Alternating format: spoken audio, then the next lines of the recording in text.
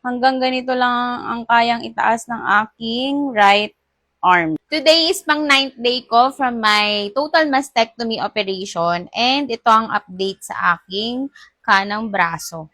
Ito muna tayo sa left.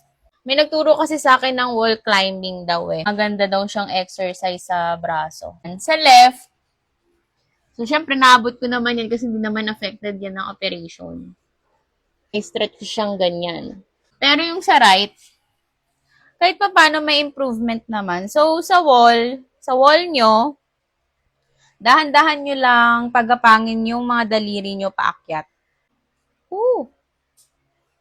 Tapos, kapag extend na, yung maximum na nakaya nyo lang, hold nyo lang ng mga 5 seconds.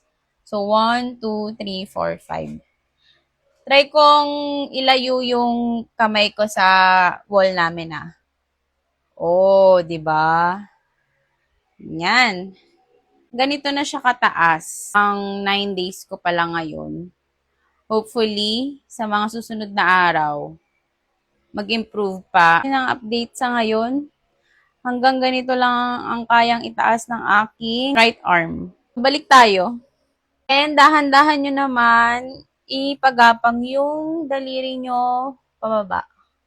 Ulit-ulitin nyo lang mga sis. Ginagawa ko to twice a day. 8 repetition. Hindi ko alam kung mabilis ba or mabagal yung improvement ko, but what's important is may improvement.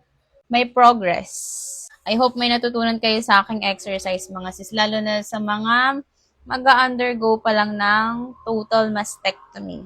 Medyo hindi lang ako komportableng gumalaw pa mga sis kasi nga may nakasabit pa akong JP drain. So, alam mo yung conscious ka kasi baka mahila mo. Ako, ang hirap nun.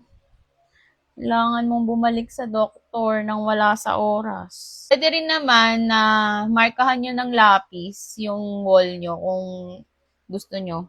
Para at least malaman nyo kung hanggang saan na yung last na naaabot nyo. Sa akin, hindi smooth yung wall namin.